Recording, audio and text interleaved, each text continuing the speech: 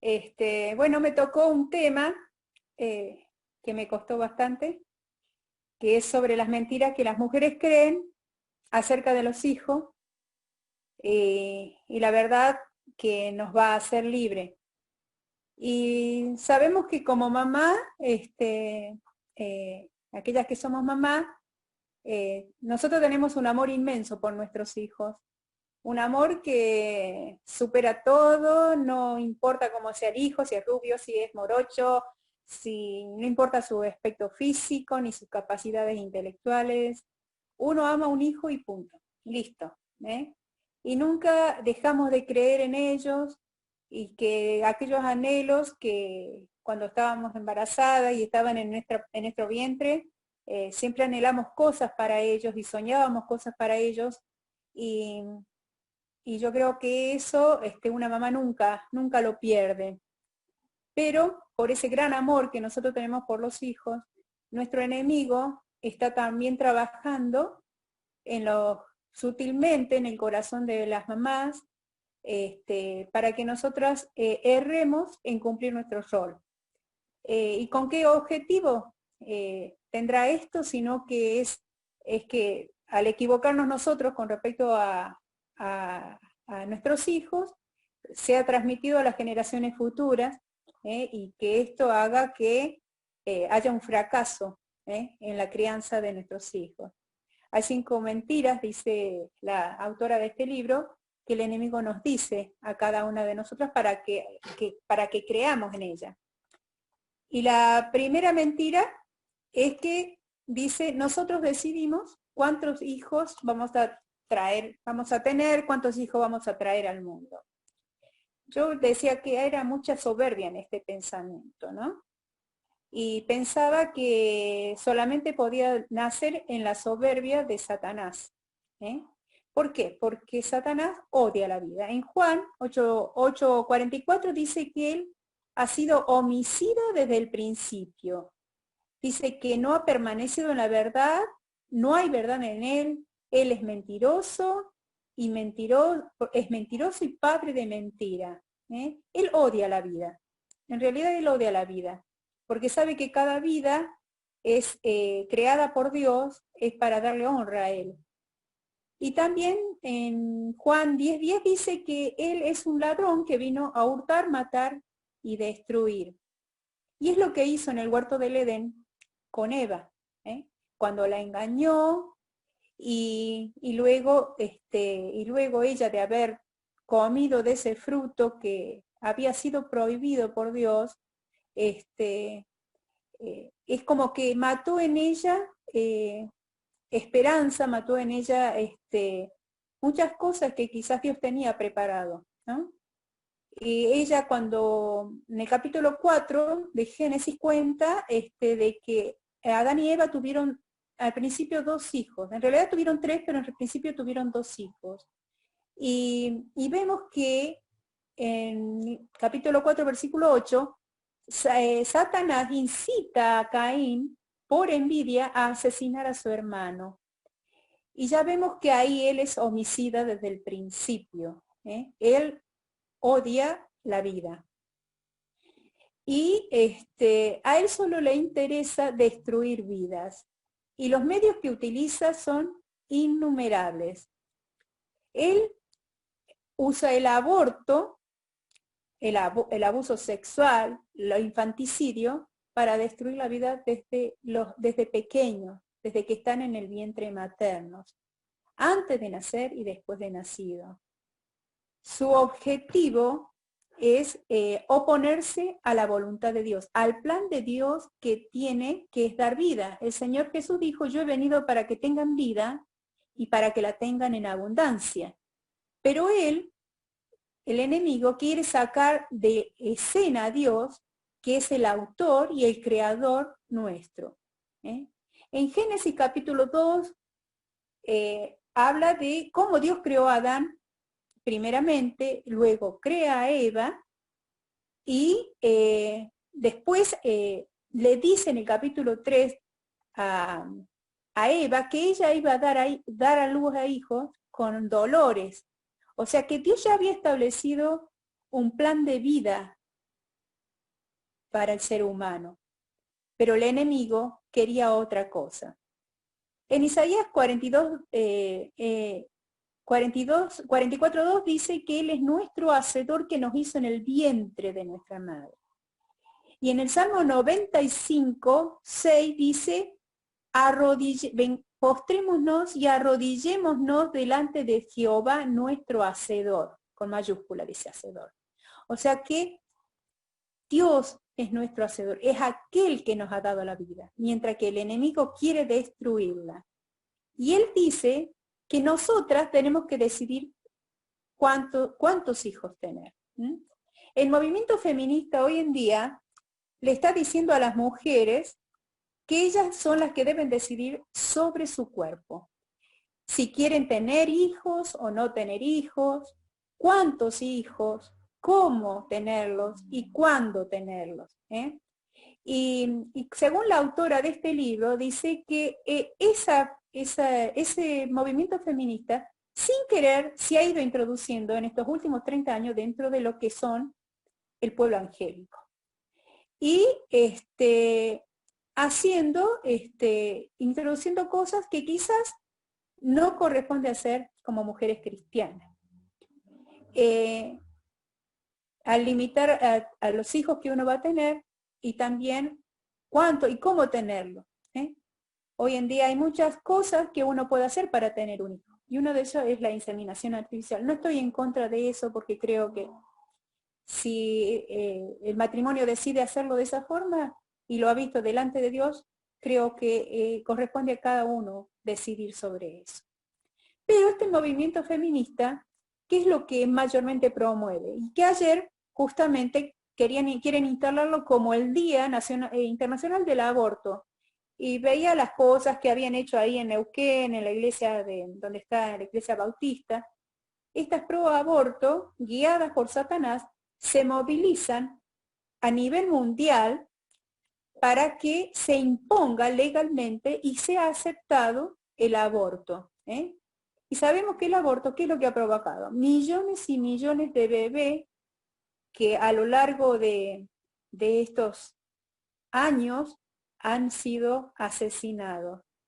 Es muy triste ver estadística, ¿no? Hoy escuché algo, pero bueno, no lo tomé muy en cuenta para el tema. Pero nosotras como hijas de Dios no apoyamos a estas prácticas y menos a quienes piden quitar la vida de un ser humano bajo ningún concepto.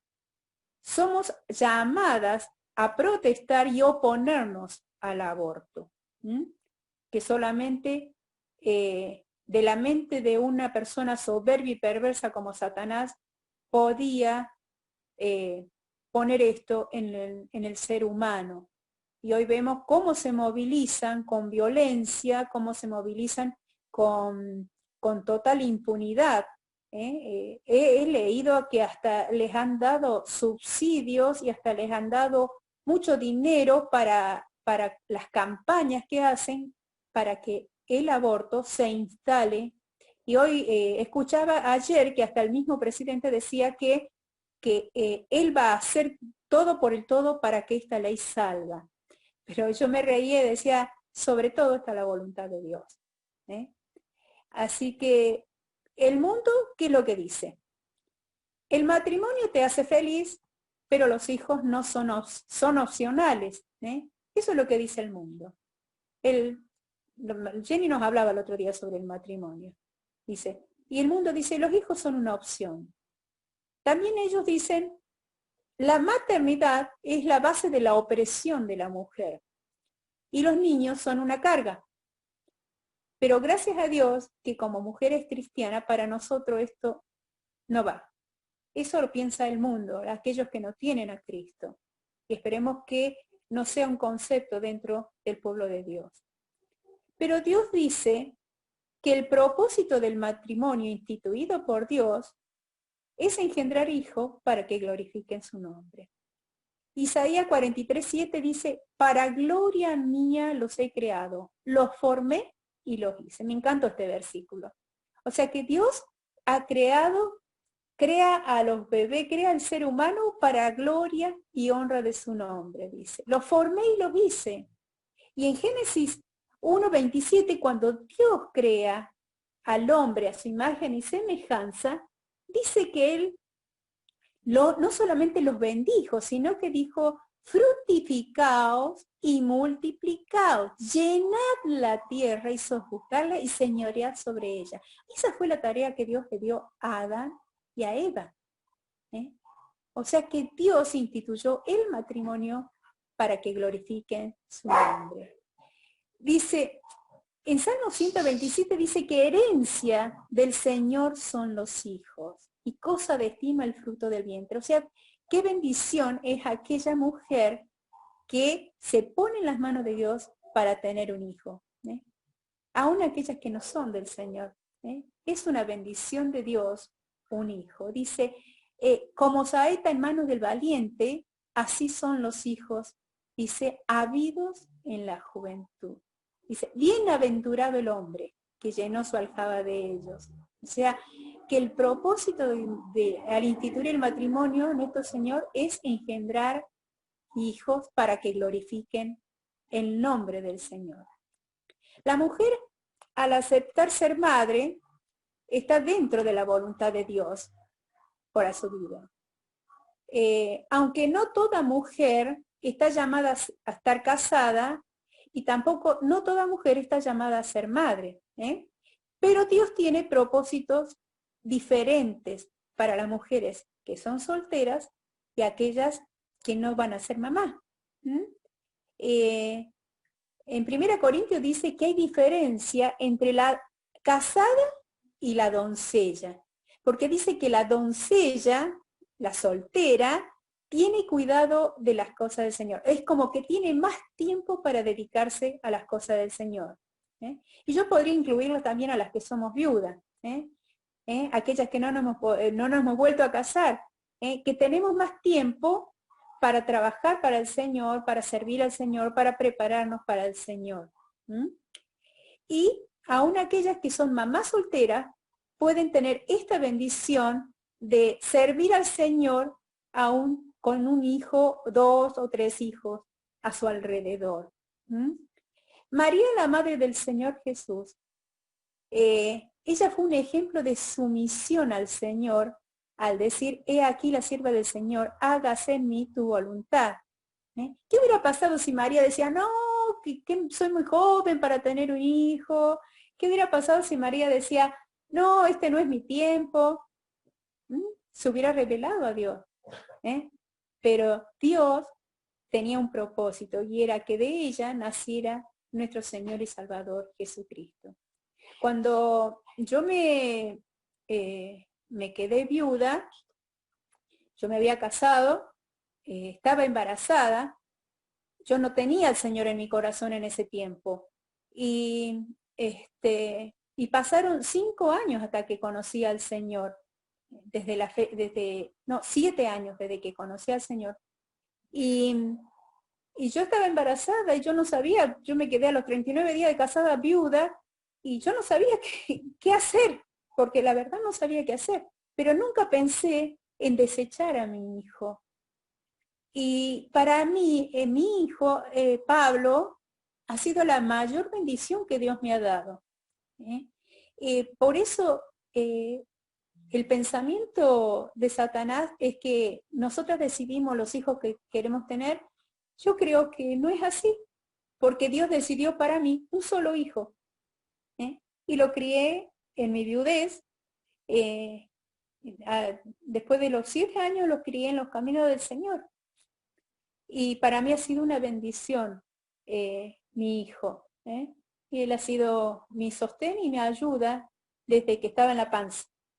Por eso digo que Dios es el que decide cuántos hijos vamos a tener, cuándo lo vamos a tener y cómo lo vamos a tener. Y Él nos da esa bendición. La segunda mentira que Satanás nos dice es que los hijos necesitan entrar al mundo real, en el cosmos, en este mundo que vivimos, a fin de aprender a funcionar en el mundo. Nuestro enemigo, si no logra que las mujeres se deshagan de los hijos a través del aborto o de cualquier otra cosa, o que no tengan hijos, va a intentar engañarnos con respecto a la crianza de los mismos. En Génesis capítulo 3, del 4 al 6, ya lo hemos leído varias veces, donde habla que los ojos de Eva, dice, fueron abiertos cuando comió del fruto, que según Satanás era que lo iba a hacer ver lo que era el bien y el mal. Pero lo que Eva no se dio cuenta era que ella iba a conocer el mal, porque el bien lo tenía todos los días de parte del Señor, porque Dios les había, dice, todo era perfecto, todo era maravilloso en el huerto del Edén, era bueno. O sea que lo que Eva conoció fue el mal. Sus ojos fueron abiertos para el mal. ¿Y qué provocó esto? Primero, una sentencia de parte de Dios, que tenían que irse del huerto del Edén. Tenían que ir del huerto del Edén. Ellos fueron separados de esa gloria primera que Dios les había dado por causa del pecado. Y como dice en Romanos 5, dice que a través de ese pecado pasó a todos los hombres. Como dice, como por el pecado entró por un hombre, este pecado pasó a todos los hombres, por cuanto dice, todos pecaron. Todos hemos pecado. O sea que al abrirse los ojos para el mal, Satanás, ¿qué le dijo a Eva? Debes probarlo tú misma. Para saber si es bueno o malo, tenés que probarlo tú misma. Y a nosotras, como mamá, a veces nos dice, para que tus hijos sepan cómo es el mundo, tienen que probarlo. Y tienen que aprender a encajar en el mundo para poder sobrevivir en el mundo. Pero Dios quiere que nosotras como mamá, que eso es lo importante, sacaba el contraste entre lo que el enemigo quiere y lo que Dios quiere para nosotras como mamá, para nuestros hijos. Que nosotras seamos sabias para el bien e ingenuas para el mal. Y eso se lo enseñemos a nuestros hijos. Al formar hijos que amen a Dios de todo corazón.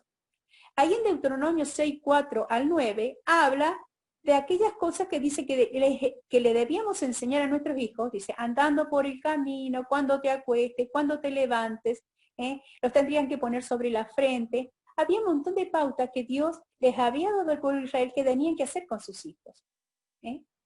¿Para qué? Para que amen al Señor de todo corazón, para que conozcan al Señor Jesús, para que crean en Él y le acepten en el corazón. Esa es la tarea de nosotras, para prepararlos, no mandarlos directo al mundo.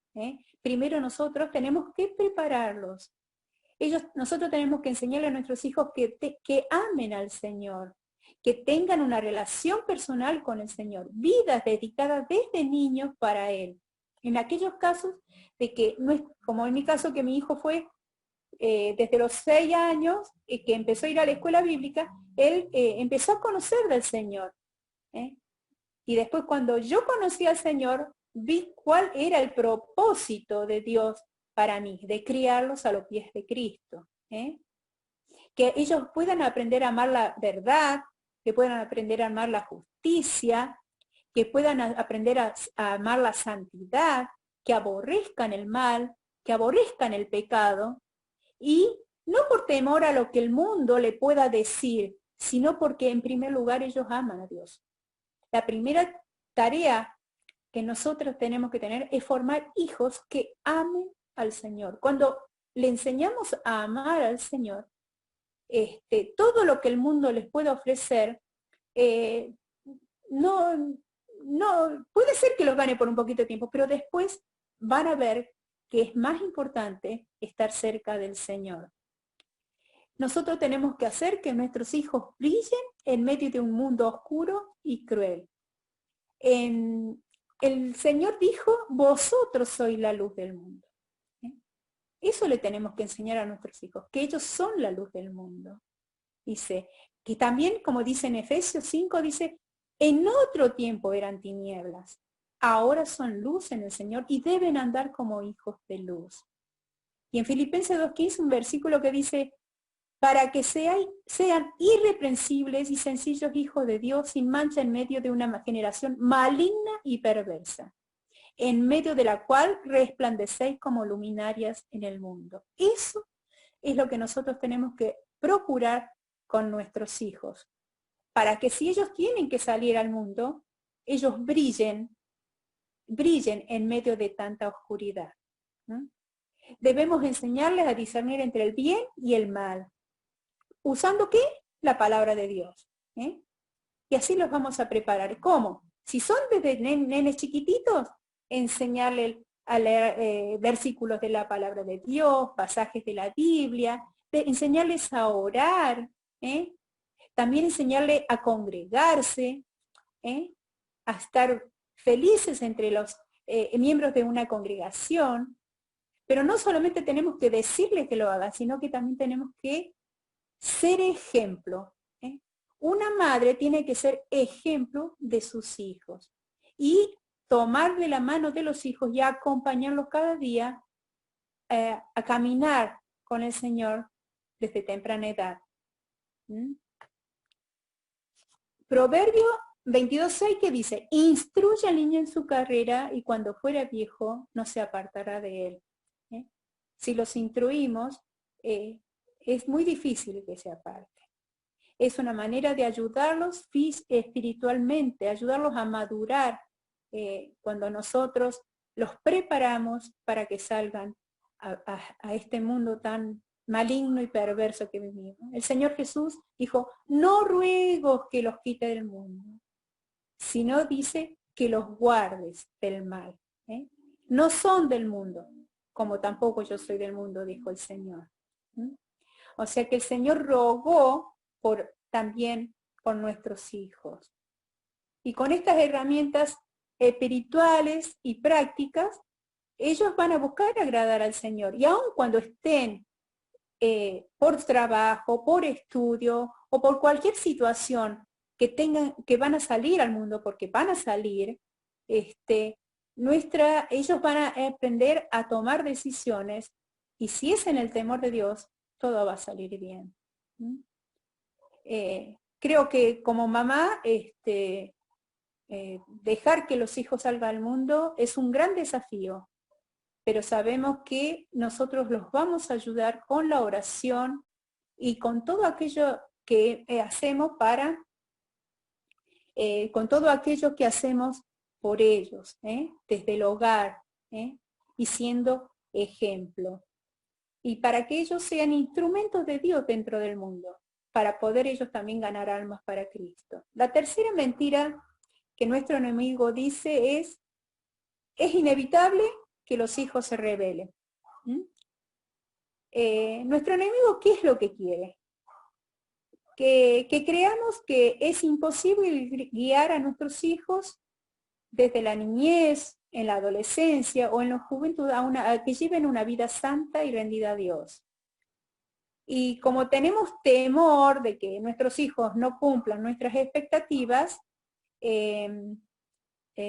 no los preparamos para esa etapa de rebeldía que va a venir. Y con tal de no perder a nuestros hijos, de tener la fiesta en paz con nuestros adolescentes, empezamos a tolerar y a justificar las malas conductas y conductas rebeldes, que sabemos que esas conductas rebeldes solamente van a causarles daños a ellos y van a hacer sufrir nuestro corazón de mamá. Eso no es lo que nuestro enemigo quiere. Él quiere que nosotros creamos que si nosotros no le decimos nada a los chicos, que ellos van a hacer su vida y bueno, ya está, punto. Pero la Biblia dice que todos somos rebeldes, hasta nosotras, hasta yo que me convertí de grande era rebelde a las cosas del Señor. Pero en Isaías dice que herido fue el Señor Jesús por nuestras rebeliones. Dice que todos nos descarriamos. Cada cual se apartó por su camino, pero Jehová cargó en él el pecado de todos nosotras. Dice que las rebeliones se han multiplicado dentro de nuestro corazón. Nosotras siempre, en mi caso, yo me rebelé mucho tiempo a las cosas del Señor antes de conocerlo. pero después que conocí al Señor vi cómo eso tenía que ir cambiando en mi vida. Y como el Señor sabía que somos rebeldes, dice que Él preparó un plan, un plan. Ese plan es el plan que nos alcanzó con su gracia, el plan de salvación que el Señor Jesús proveyó de su gracia para salvarnos. Dice Efesios 2, 4 al 8, habla de la gracia de Dios. Dice, por gracia sois salvos, por medio de la fe. ¿Eh? Esto no es de ustedes, sino dice, es don de Dios. Dios prepara un plan de redención para nosotras. ¿Eh? Y ese plan de redención también es para nuestros hijos, para aquellos que se rebelan a nuestra autoridad y se rebelan a la autoridad de Dios. Y esa gracia que el Señor nos da es la que nosotros tenemos que transmitirle a nuestros hijos desde temprana edad. Nosotros tenemos que enseñarle a obedecer a los padres. Obedecer a los padres para que a su vez ellos aprendan a obedecer a Dios, a nuestro Padre Celestial. Ellos tienen que aprenderlo desde pequeños. O si mamá ya tienes hijos crecidos, también tienen que aprenderlo. Ellos tienen que aprender a sujetarse a los padres, para que ellos no se rebelen contra Dios en el futuro. Cuando aflora la rebeldía en nuestros hijos, las madres sabias, ¿qué hacen? No bajan los brazos, ni piensan que ya al hijo se le va a pasar con el tiempo, que es algo que le pasa a todos los chicos, sino que esas madres, la mamá sabia, ¿qué va a hacer? Dice, los va a ayudar a encauzar esa rebeldía. ¿Y cómo lo va a ayudar? Lo va a hacer con amor y con firmeza. Hablando con el hijo del problema, con los hijos del problema, de por qué tiene tal rebeldía, orando con ellos, exponiendo juntos ante Dios la situación por la cual se está rebelando y confesando y apartándose del pecado de rebeldía. Yo pensaba, digo, mi hijo fue muy rebelde, tuvo sus rebeldías, ¿no? Pero en realidad él no fue un joven, un adolescente muy rebelde, él era un joven sumiso. Y yo le doy gracias a Dios por eso. Él era de escucharme mucho. Él escuchábamos y él me escuchaba, nosotros charlábamos mucho de las cosas y cuando había problemas. Por ejemplo, él hizo la escuela secundaria en Neuquén. Y en la época de la adolescencia, que empezaban los cumpleaños y todo ese tipo de cosas, yo no tenía medios para llevarlo a los cumpleaños los sábados o los viernes. Entonces, él me decía, mami, tengo un cumpleaños, y yo le decía, hijo, yo no te puedo llevar, porque él vivía acá en Cipolletti y tenía que ir a Neuquén. Pero él jamás se rebeló, ni se puso mal, ni refunfuñó nada. Bueno, él lo aceptaba, que tenía que ser así. Y yo le doy gracias a Dios por eso. Le doy gracias. Y otra de las cosas que yo decía, cuando un hijo se rebela, ¿se debe disciplinar? Me hacía esta pregunta. Y yo dije que sí. Sí, un hijo que es rebelde se debe disciplinar. Y más cuando hay consecuencias equivocadas. Y esa disciplina tiene que ser con firmeza y que sientan la disciplina. No que sea algo liviano, sino que ellos sientan el peso de la disciplina y del peso de lo que hicieron. Y cuando ellos se arrepienten, dice, hay que tratarlos con la misma gracia y el amor que el Señor nos trata a nosotras cuando nos humillamos y pedimos perdón cuando nos equivocamos o hacemos algo que a Dios no le agrada. De la misma manera tenemos que tratar a nuestros hijos con la gracia y el amor que el Señor nos trata a nosotros. Hebreos 4:16 dice, acerquémonos pues confiadamente al trono de la gracia para alcanzar misericordia y hallar gracia para el oportuno socorro. Ser ejemplos en esta área, en medio de una generación que está cada vez más rebelde, servirá para que el día que ellos sean papás, que sean padres, madres, traten a sus hijos de igual manera, porque ya lo aprendieron. Y saben que eso ellos tienen que transmitírselo a sus hijos, que serán para Cristo. Jeremías dice, en Jeremías 3:22 dice, convertíos hijos rebeldes y sanaré vuestras rebeliones. O sea que hay una sanación cuando un hijo es rebelde. El Señor solamente pide convertíos, volver a Él, cuando hay hijos rebeldes. Dice, en Daniel 9:9 dice, de Jehová nuestro Dios es el tener misericordia y el perdonar, aunque contra Él nos hemos rebelado. Misericordia y perdón de parte de Dios cuando nos rebelamos. Me encantó ese versículo. Dice, y en Salmo 134 dice, pero en ti hay perdón para que seas reverenciado.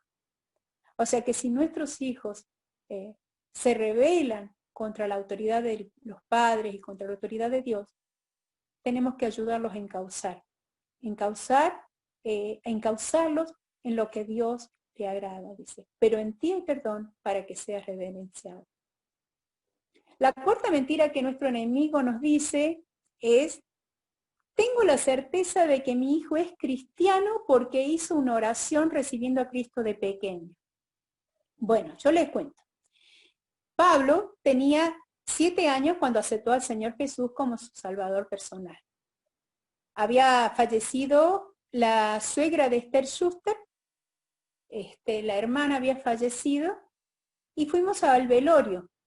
Yo no hacía mucho tiempo que me había convertido, pero ya tenía fuertes convicciones con respecto a lo que Dios quería para mi vida.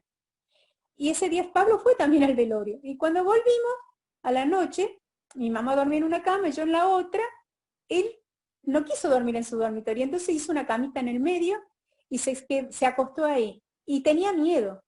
Entonces esa noche yo le hablé de la muerte y le hablé si él estaba preparado, si llegaba a pasar algo.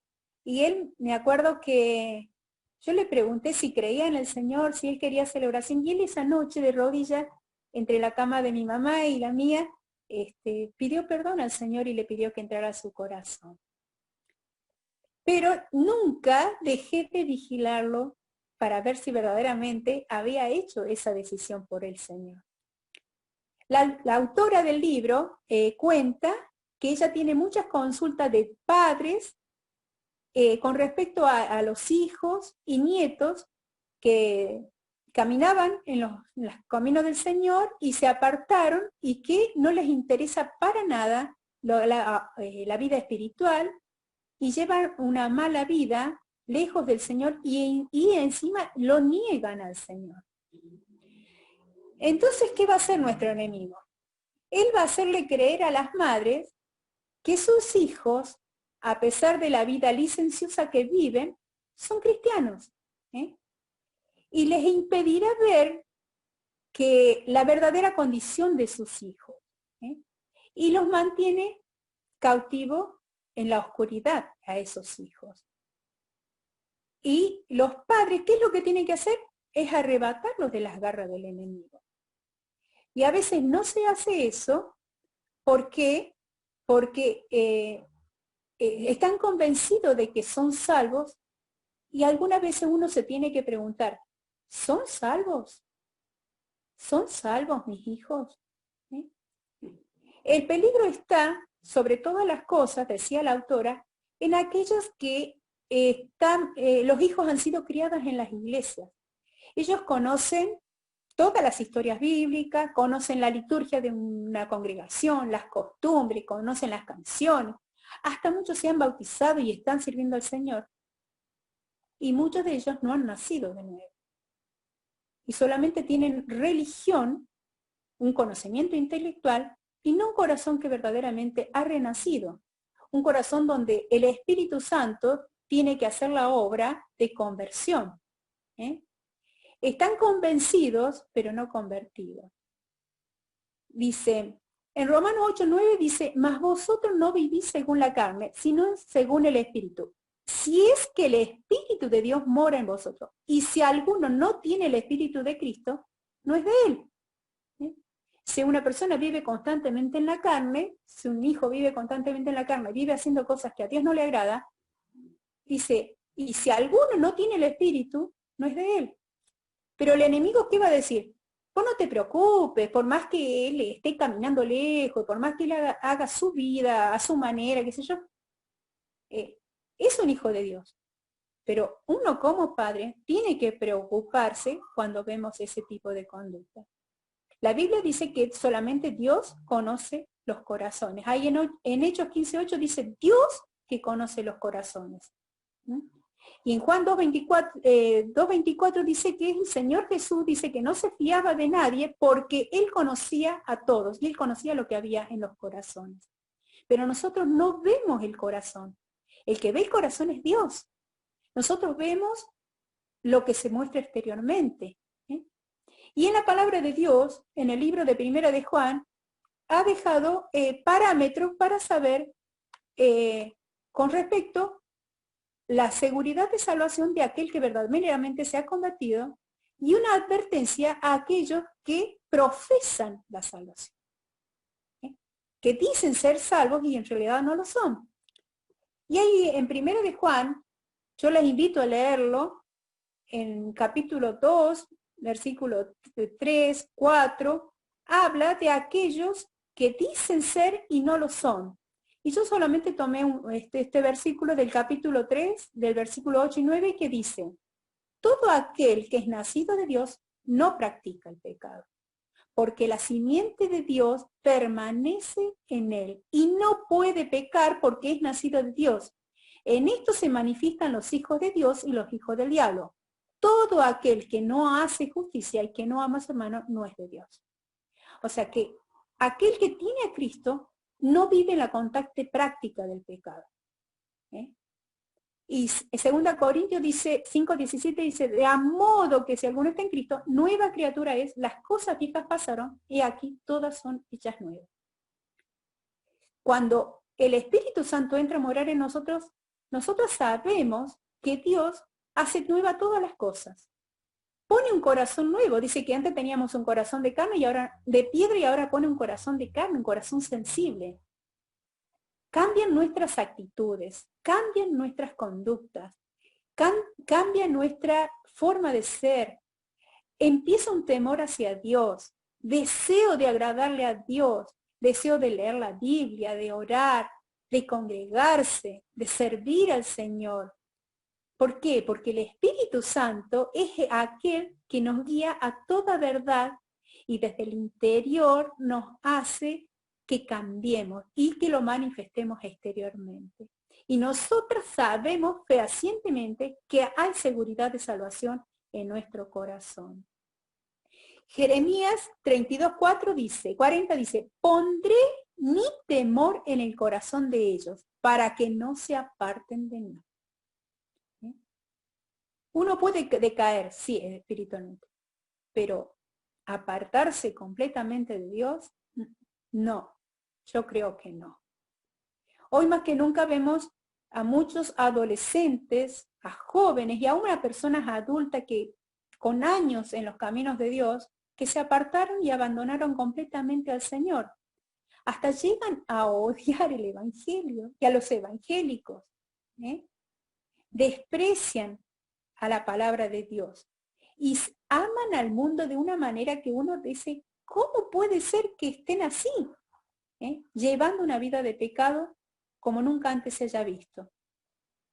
Pero como dice ahí en Juan, dice, estaban con nosotros, pero no eran de nosotros.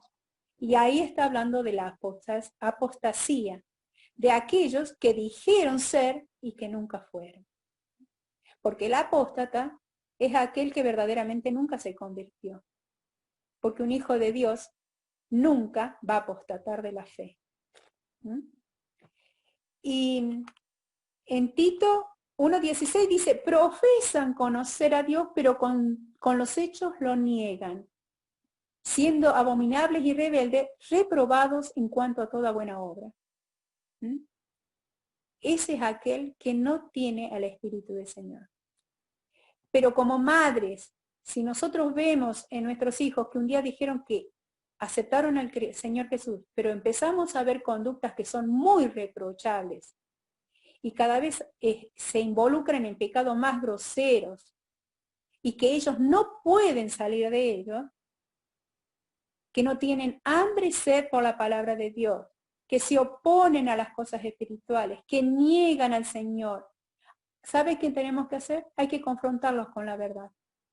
No hay que dejarlos solos, pensando, bueno, ya van a cambiar, sino acercarse a ellos, orar con ellos, hacerle preguntas para saber si en verdad son hijos de Dios, para saber si son o no salvos.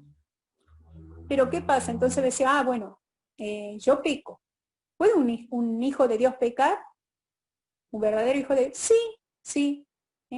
Todos pecamos todos los días, con algún pensamiento, con alguna palabra grosera, con algún mal gesto, con un montón de cosas que pecamos. Pero hay algo que está dentro nuestro que se llama Espíritu Santo, que nos redarguye del pecado, que nos hace ver nuestro pecado, y nosotros sensibles a esa voz, caemos a los pies del Señor, pedimos perdón y nos apartamos del mal, aunque al otro día volvamos a caer en cosas que al Señor no le agrada. Primera Juan 1:9 dice, si confesamos nuestros pecados, Él es fiel y justo para perdonar nuestros pecados y limpiarnos de toda maldad. Como mamá, debemos ocuparnos desde el momento que nuestro hijo dice, acepté al Señor, debemos ocuparnos en observar su crecimiento espiritual, en el temor de Dios. ¿Para qué? Para que el nombre del Señor no sea avergonzado y el mundo dude del testimonio de los verdaderos cristianos.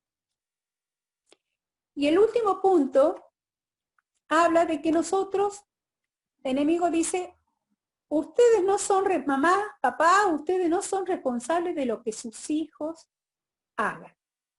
Otra mentira terrible.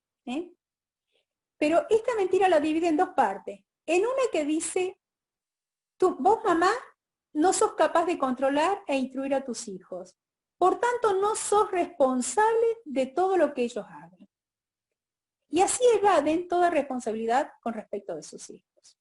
Y la segunda mentira dice, vos sos, mamá, la única responsable de todo lo que tu hijo hace. Todo es culpa tuya. Y nos pone una carga tan pesada en el corazón que nos desalienta. Que nos desalienta a que, en lo que respecta a cómo son nuestros hijos. Para poderlo explicar tengo que tomar dos ejemplos. Por ejemplo, un ejemplo es Lot. Dice, Lot fue un hombre que amó, amó al mundo. Aunque en segunda de Pedro dice que él era un hombre justo, que moraba entre ellos, pero su alma justa, dice, se afligía al ver la iniquidad que ellos hacían en el pueblo donde estaba, que era Sodoma. Pero su familia sí se involucró en estas cosas. Y cuando Dios da la orden de salir de Sodoma porque iban a ser destruidas Sodoma y Gomorra, ¿qué pasó? Su esposa se dio vuelta anhelando lo que iba dejando atrás. Y luego que sus hijas después vieron el humo que subía de esas ciudades que ya habían sido destruidas, ¿qué hicieron? Embriagaron al papá, se acostaron con su papá y engendraron hijos. ¿Por qué? Porque ellas pensaron que ya no existían más hombres en la tierra. Pero sabían que si se acostaban con su papá, iban a tener hijos. Iban a tener una descendencia. Aunque Lot dice que era un hombre justo, sus hijos no lo fueron. Otro ejemplo es Elí, el sacerdote Elí. Él era un sacerdote en el templo y sus dos hijos dice que eran terribles, terribles, terribles, pero que él, en la Biblia se menciona una sola vez, pero ya de viejo, que su papá le llama la atención por la inconducta que tenía. Una sola vez. Y él sabía todas las cosas malas que sus hijos hacían en el templo. Pecados terribles. Pero él fue muy liviano al reprocharles la mala conducta que tenía. Y Dios les dio una sentencia, que iban a morir. Y no solamente iban a morir ellos, sino también su descendencia. Y también no sabemos que Elí, cuando se entera que sus hijos murieron, Elí muere. Pero hay un ejemplo de un hijo que es Josías. No sé si alguien vio la película, yo os la recomiendo que la vean porque está muy buena, la película sobre la vida de Josías en YouTube, que él era un hijo que tenía un papá que era impío, adoraba a los ídolos. Y dice que su papá es asesinado y él asume como rey a los 8 años, pero dice que él fue un hombre temeroso de Dios desde temprana edad. Desde temprana edad. Su mamá lo crió en los caminos de Dios, a pesar de que su papá no era un buen ejemplo. Y dice que los hechos de Josías están, y sus obras piadosas están escritos en la ley de Jehová. Nuestro ejemplo es prioritario, pero a veces no basta, porque ellos van a tomar otros ejemplos, pero allí está donde nosotros tenemos que hacer injerencia. Nosotros no debemos permitir que ellos hagan lo que quieran. Y desde temprana edad, como decía anteriormente en el punto anterior, debemos vigilar las amistades que tienen, la forma que hablan, si hablan groserías, corregirla. Si son dados a la bebida alcohólica, ponerle freno, en la adolescencia especialmente. Si son irrespetuosos, enseñarles que tienen que ser respetuosos, a que se vistan con decencia, con decoro, tanto varones como mujeres, porque hoy en día también eso también hay que hablar. Y de niños vigilar lo que ven en la televisión, qué tipo de música escuchan, si ellos saben, son colaboradores en el hogar, ver cómo van sus estudios y sobre todas las cosas, incentivar los que amen a Dios sobre todas las cosas. Creo que el principio de la sabiduría es el temor del Señor, dice la Biblia. El mayor dolor para una mamá cristiana es ver a un hijo que anda en desobediencia. Es lo que más tiempo de oración ocupa, lágrimas se derraman y uno derrama ese corazón delante del Señor. Y no siempre padres piadosos tendrán hijos piadosos, pero siempre se deberá revisar dónde uno falló, cuándo y cómo hacer para traerlos de nuevo a los caminos de Dios.